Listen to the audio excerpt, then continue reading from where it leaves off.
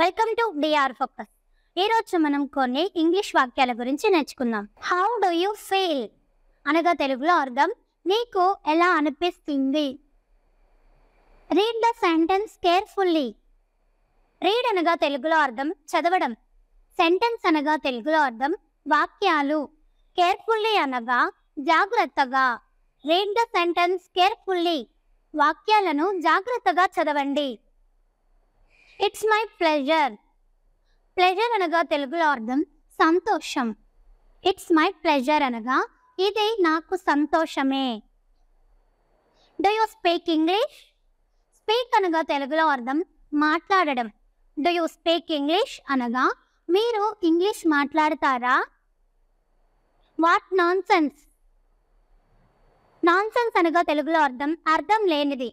What non sense అనగా ఏమిటి అర్థం లేనిది. It's none of your business అనగా తెలుగులో అర్థం ఇది నీకు సంబంధించిన విషయం కాదు. Why are you upset. Upset అనగా తెలుగులో అర్థం కలత చెందడం. వై అనగా తెలుగులో అర్థం ఎందుకు. వై ఆర్ యు అప్సెట్ అనగా మీరెందుకు కలత చెందుతున్నారు. The house was decorated. House అనగా తెలుగులో అర్థం ఇల్లు. డెకరేటెడ్ అనగా అలంకరించబడింది. ద హౌస్ వాస్ డెకరేటెడ్ అనగా ఇల్లు అలంకరించబడింది. I can agree with you. Agree అనగా తెలుగులో అర్థం ఏకీభవించడం. I can agree with you అనగా నేను మీతో ఏకీభవించలేను. I'm busy at the moment అనగా తెలుగులో అర్థం నేను ప్రస్తుతం బిజీగా ఉన్నాను. Leave me alone. అలోన్ అనగా తెలుగులో అర్థం ఒంటరిగా. లీవ్ మీ అలోన్ అనగా నన్ను ఒంటరిగా విడిచిపెట్టు. Problem solved. ప్రాబ్లం అనగా తెలుగులో అర్థం సమస్య. సాల్వ్ అనగా పరిష్కరించడం. ప్రాబ్లం సాల్వ్డ్ అనగా సమస్య పరిష్కరించబడింది. ట్రై దిస్ అనగా తెలుగులో అర్థం ఇది ప్రయత్నించండి.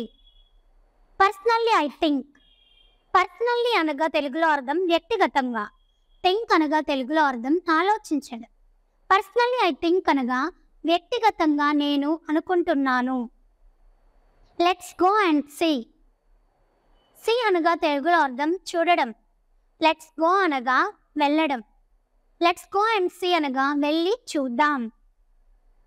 Go to home now. Now అనగా తెలుగులో అర్థం ఇప్పుడే. గో టు హోమ్ నౌ అనగా ఇప్పుడే ఇంటికి వెళ్ళు.